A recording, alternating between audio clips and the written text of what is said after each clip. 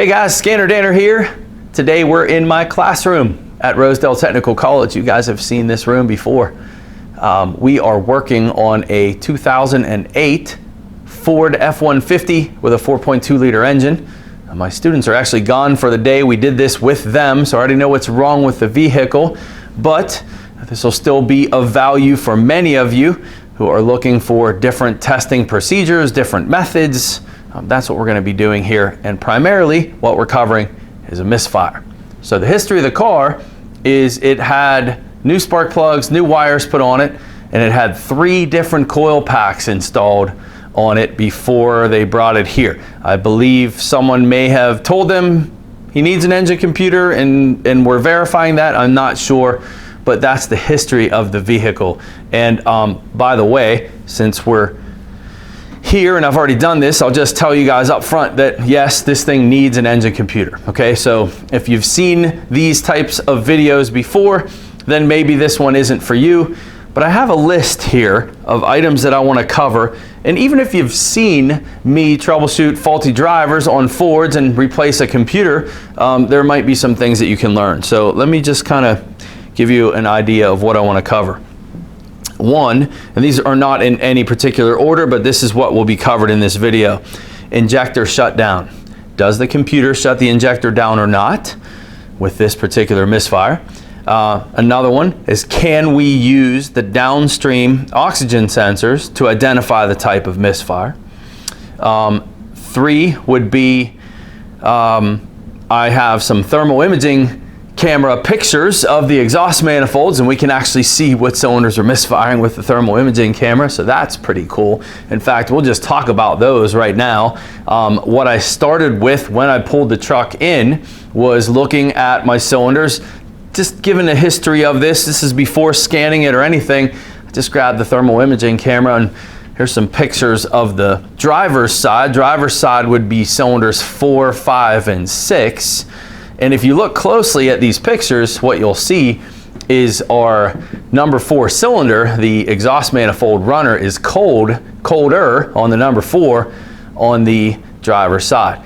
And jumping over now to the passenger side, which is cylinders 1, 2, and 3, it's a little more difficult to get these shots because of where the manifold was in relation to some of the AC lines, and then there's a bracket that was in the way. So I had to go in the wheel well to grab this, and the 2 different shots you're looking at would be cylinders 1 and 2 first, and then cylinders 2 and 3 second. So 1 and 2 you can see are really hot, and then when I move the camera over to cylinders 2 and 3, you can see that these, you see a clear temperature difference on the number 3 cylinder. So going into this car, thermal imaging camera, pretty sweet. I was able to identify cylinders 3 and 4 are the misfiring cylinders. Trouble codes in memory, I'll get those for you here in a second. You'll see those live.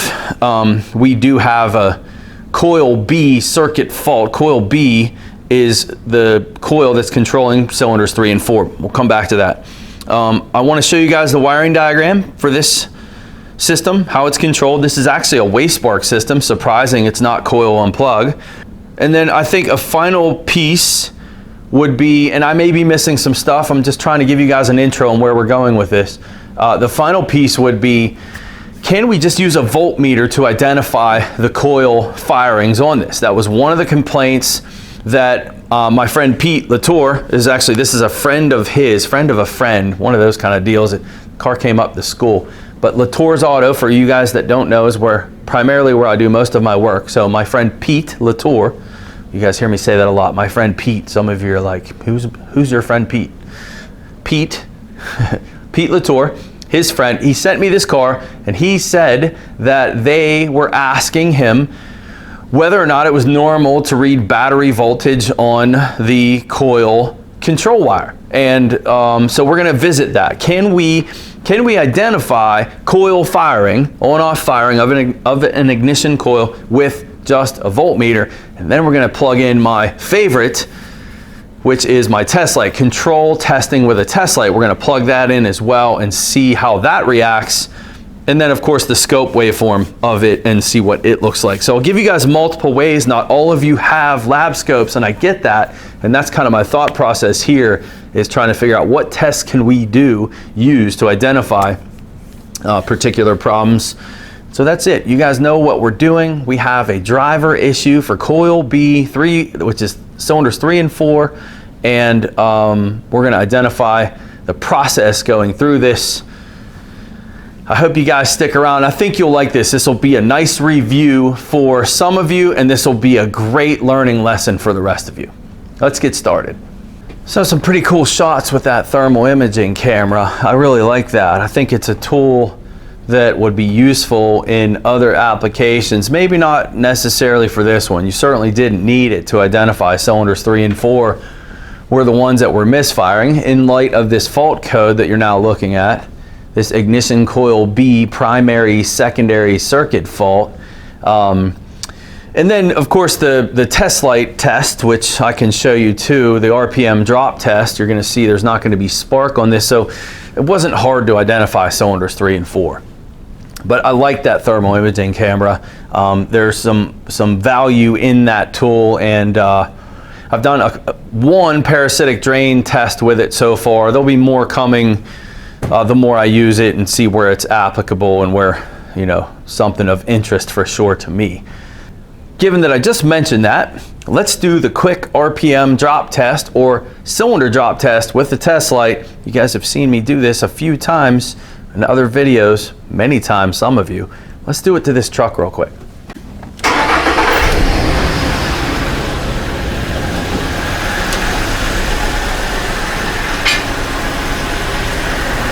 All right.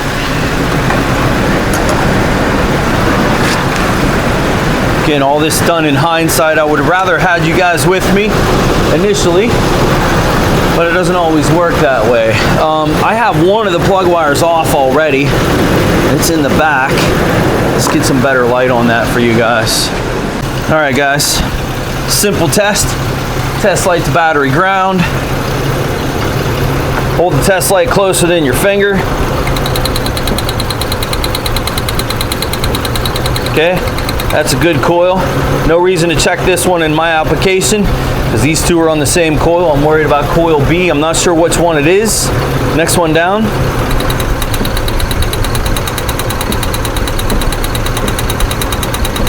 Greatest camera shots for you guys. This plug wire's in the way. The last one in line.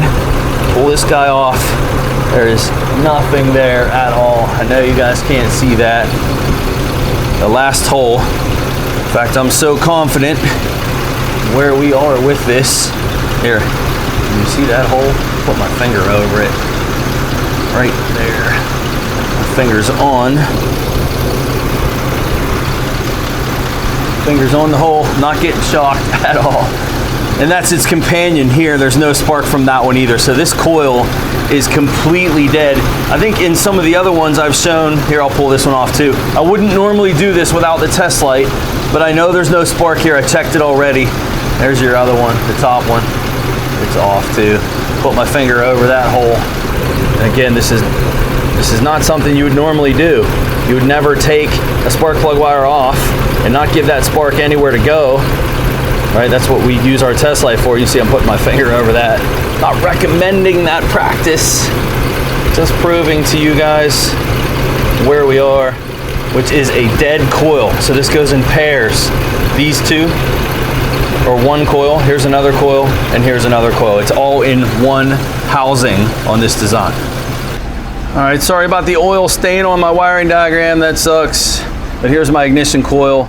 My pink wire is my main feed. It goes to a fuse. It's relay controlled by the power relay. We're not worried about that. We have spark from two of these coils, so we know our feed is good. You can see the controls, they go right to my engine computer. So the transistors that drive these coils are inside of the computer on this. They're not part of the coil.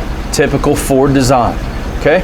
3 different coils, 3 different control wires. We should have the same thing on each. Coil B is the one I'm worried about, which is this one that I've highlighted in blue. That's my coil B.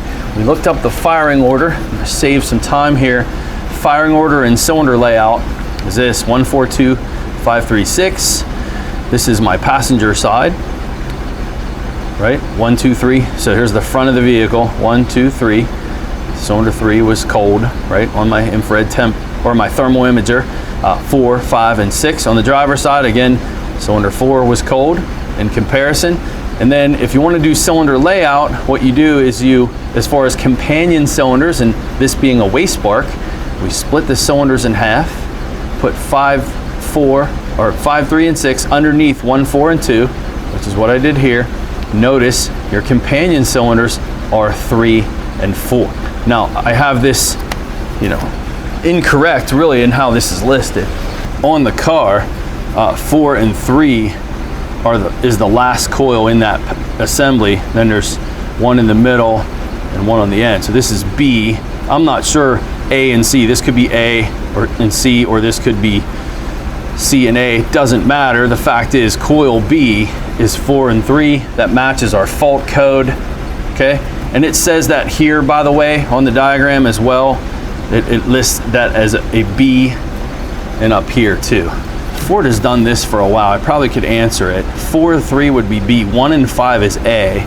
So for you guys that get Ford fault codes where you have, like, it'll say coil circuit A fault. A is number 1 cylinder, and B equals the number 2. C is the number 3, and so on. Now this is coil B, so that doesn't really fit that very well, but I probably can say that the cylinder 1 and 5, that would be coil A. And then just because, you wouldn't make B 2 and 6 because B is 2 here on the coil over plug designs. I'm not sure that's helpful. B is 4 and 3. I used that based on the diagram, based on the code and the firing order, putting all that together, okay? And then of course the RPM drop test that I just showed you, no spark from cylinders 3 and 4. All right, so the lab scope's next. Oh, by the way, before I forget, this P0506, this IAC System RPM below expected, that is because we have a 2-cylinder misfire. I'm not worried about that code at all. Of course our RPM is lower than expected. Standard setup for me for an ignition coil is on this 400 volt scale. Time base isn't really critical on initial view. I do want to set a trigger on this, but we want to make sure it's an auto trigger mode. We don't want this to be manual. That should be good. Let's show you a known good one first. I pulled up another coil pack to show you what the waveform should look like. This is what we're looking for. You see a pretty standard looking primary field. Fords use multi-strike system, so it's firing twice at idle. All right, that is a known good coil. That is coil 1, if you must know. Not that it matters. Here's our coil 3-4. Pretty tough to see that. Let's get the voltmeter reading at the bottom. Flat line 14.3 volts. Flat line 14.3. And then this guy, the working one, we have our oscillation there, our primary field control. It looks great. Let's move this trigger over. Just make sure we got everything. We do. All right. I want you guys to take a look at the live digital number. See it hovering around 14.1, 14.3. So this is what you guys would see with your digital multimeter without a scope. You'd see that on a digital meter. I move this over to here. Remember, we were bouncing between 14.1 and 14.3. This one's a little bit steadier at 14.3. Last time I did this off camera, this one was bouncing too between 14.1 and 14.3. See, there was a 14.1 right there.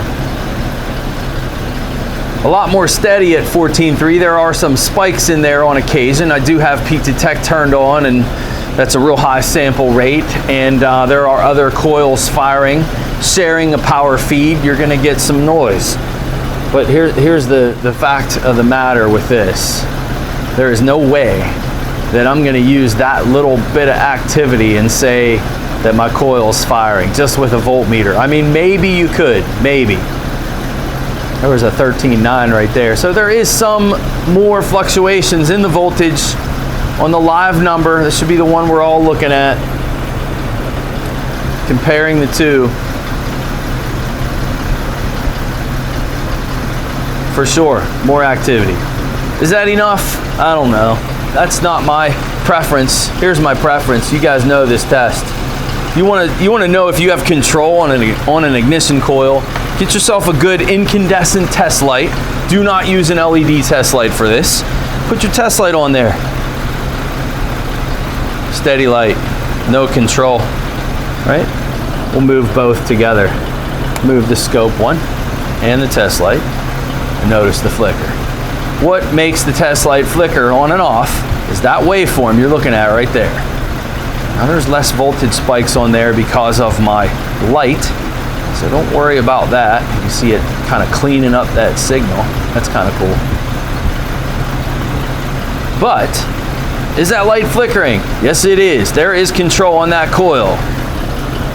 Is my test light flickering here? No, there is no control. I have lectures on this. I have other videos on this. Make sure you guys are paying attention to the description of the video. You will find references to them. Control testing with a test light. This is something I teach. It's in my book. It's in my classes. Great test. No control on that. All right. No control, and my test light, by the way, is on ground. And so two different ways we can view this. This is 14.3 steady right here. Or you could say we have battery voltage in that location, right? Test light going to ground. This is the ground side of the coil, right? There's the working circuit, pulsing on and off to ground. So let's talk about the wiring diagram real quick. This is real easy. Just kind of drew this up for my students earlier. And this is our setup. Externally powered coil. 3 different primary windings. I'm not drawing the secondary, it's not important. 3 different drivers in the computer, all being ground side switched. 2 of them giving me waveforms. I didn't show you the second one, wasn't important. We're really only comparing 2. There were 2 good ones, 1 bad one, and the fact is we're reading battery voltage all the way at the computer. So what that tells you is that power's coming through the feed side, in through the winding, on the control side, and it's looking for a ground. Looking for a ground meaning the computer should be grounding it, pulsing the circuit, steady 14 volts there. Tells me, number 1, the computer's not pulsing it. Number 2, it tells me my control wire is good. No opens, no shorts. Tells me my coil winding is intact and my feed is good, right? All by 1 check at the computer. By the way, here's a real quick what not to do. See all the butchered wires on that coil connector? Yeah, that's not wise to do that. And that would be from the owner of this vehicle, who was asking my buddy Pete about voltage readings at the coil and is the coil faulty or not. So just it's advisable, if you're gonna do something like that, man, you gotta seal that up. It's really not wise to poke a hole in a wire without sealing it. And that could have been back probed using T-pins like I am. And even the T-pins can get you in trouble if you're not careful. These are pretty fat T-pins in a small connector. You got to be really careful you don't cross pins doing this. All right, so this coil is not firing. And one of the things that you need to consider when you have an output that's not functioning is intentional shutdown. There is no intentional shutdown with ignition coils. That is just not done. We wouldn't intentionally shut down a coil, because if you do that, then you're gonna dump raw fuel into the exhaust system, and that's never a good idea. So you don't see ignition coils being shut down intentionally. However, we do with injectors. And so I'm gonna show you this fuel injector. This is my number 3 fuel injector that I have back probed here. Let's look at this waveform. Let me adjust my scales real quick. Scaling for an injector, I'm gonna drop this down to 100 volts. We're gonna turn our trigger off. That was that warning. And then I'm going to take this to a 2-second screen, peak detect it. The reason for that is I'm going to show you guys. I'm going to shut this car off and restart it. You see there's no injection pulse here right now. And we do have battery voltage of 14.3, just like the ignition coil. Really, it's the same circuit. If you can picture this now as being the fuel injector, right? Single circuit, single coil, single driver. We're reading flatline 14 at the computer says what? Driver's bad, right? Driver's not working. That's what we have here with this fuel injector. Except my driver's not bad. What this is intentional shutdown. Intentional shutdown, meaning the computer's protecting the cat from this misfire. Watch what happens when I shut the car off. This is the determining factor with intentional shutdown with injectors. There was one pulse there. Key off, restart it. Notice your injector firings come back, and now they're gone again. Let's do that again. Key off, start the car back up. Right away, the computer knows there's a coil problem, and what's it doing to the injectors on cylinders 3 and 4? It's shutting them down. Okay? Let's do the same thing with our ignition coil. There's just some noise there. Let me change my time and voltage scales again. 400 volts, and we'll go, well, we can keep it on a 2-second. Those other pulses you guys are seeing in there are the other coils firing. You're getting feedback from the other coils because they're on the same circuit. Engine off. No control. Let's get voltage at the bottom. 14.1, 14.3. Engine off. Drops down to 0. Start it back up. Okay, see that coil is not firing at all, ever. But again, let's drop this back down. No, I guess that's not necessary. Ignition coils are not ever intentionally turned off. Okay, so we need an engine computer, no doubt about it. Our wiring harness is fine. There's another piece. When you're dealing with outputs, you have to make sure the output itself is not bad. This coil right here. Now in our case, I'm not worried about doing resistance measurements of that output because this coil has been replaced 3 different times. 3 different times. This driver has failed, probably from the original coil that shorted, that took the driver out. But when you have this scenario, you run into one of these and you have a coil driver that has failed, you better check this coil and make sure that it's not shorted as well. A resistance measurement would be key, and that would be on that plug, that 4-pin plug down there. I'm not doing one. It's not necessary for me.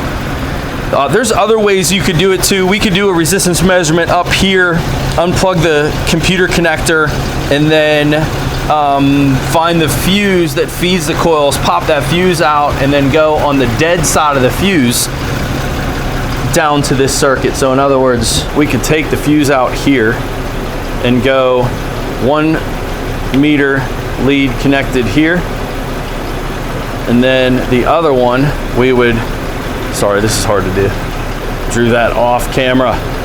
So what you would do,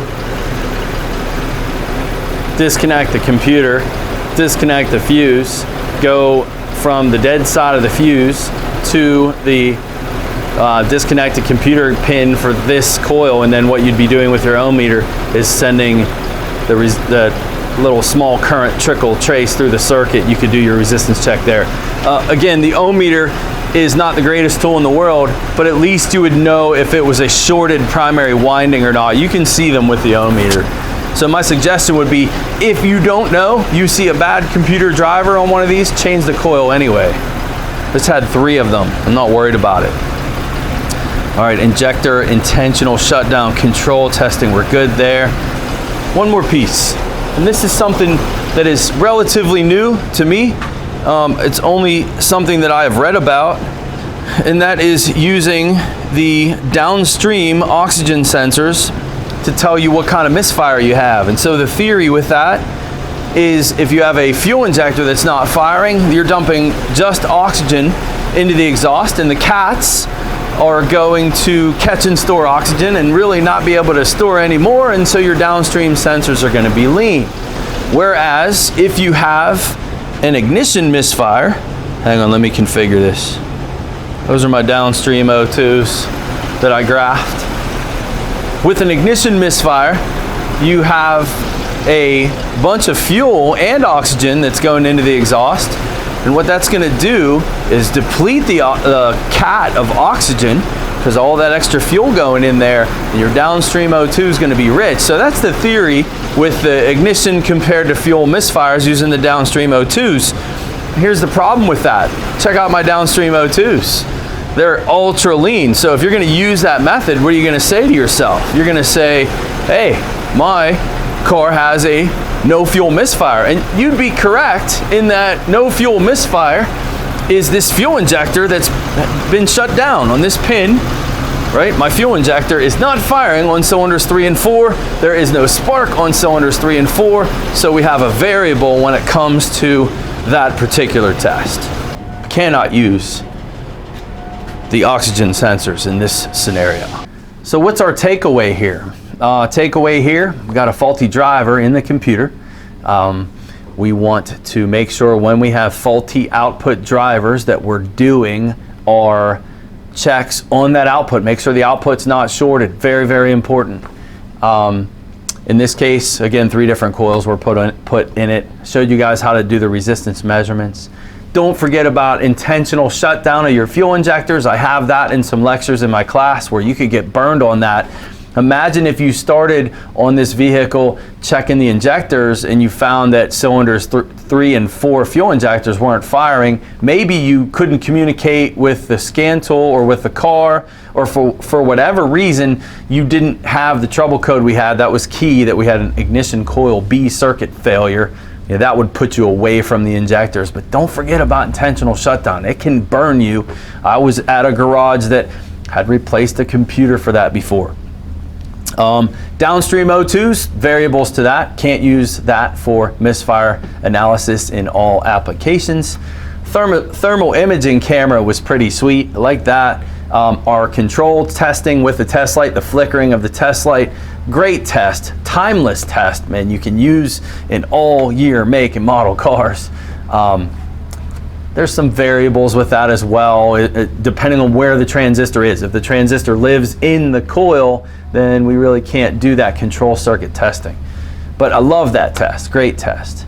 One final piece, and then we'll just wrap this, guys, is there is a variable on certain situations, not the case here, but you can have a cam or crank sensor fault that can make one coil not fire. I've only really seen it on the Nissan optical distributors, old school design with oil in the drive plate. It was a design that had the small windows on the inside, like it was a 4-cylinder engine, so 4 of them, and then the large windows on the outside, but one of the 4 on the inside had oil blocking it. It happened to be cylinder number 3, and every time it would come around to fire cylinder 3, wouldn't fire the ignition coil during that event. And so that can happen where you have an input problem. So an input problem, when we have an output not working, we have to consider inputs, okay? If we have an input problem, that can affect an output. In our case, I have no cam or crank sensor faults in memory. That is not my issue with this car. No way would I have an input problem on this design and not have a code for it that's causing this problem. So let's be clear about that. Remember, the one coil is not firing consistently. There is no way that I would have that problem being caused by an input problem on this truck and not have some kind of fault code to go with it. I'm not worried about inputs in this particular scenario, but there are times you need to check that. If you're concerned about your inputs, check them. cam and crank signals. We're already at the computer. Grab your 2 cam and crank signals and go on the net and see if you can find a known good waveform. So IATN would be a place to go. Pico Auto has, if you have a Pico scope, you go on Pico's website and you can grab their waveforms, right? I've uploaded a ton of my own known good ones up there, as well as many other technicians out there. So picoauto.com be where you could find some other waveforms. And the manufacturers are starting to give us waveforms now too, which is really cool. So I think I covered everything I wanted to cover. I hope you guys liked this video. I may or may not include the after shots. We're gonna get a new computer here at the school and I'm gonna program it with my class. I'll probably just say this, I'll refer you to the other videos I've done. One was a Ford Escape in my garage that had a misfire, faulty coil, I programmed it. We heard it run. I mean, that's all you're missing there. Maybe I'll show it maybe in a part 2 video.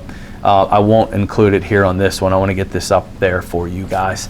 Guys, thank you so much for joining me. I know this was a review for some of you, a good review, and for others, this was a great view into where my classes are going to take you, right? Intentional shutdown, control testing with a test light, opens and shorts and an output, driver failures, voltage readings, all of that, all covered in all of these classes here on ScannerDanner Premium. Thank you guys for being here with me.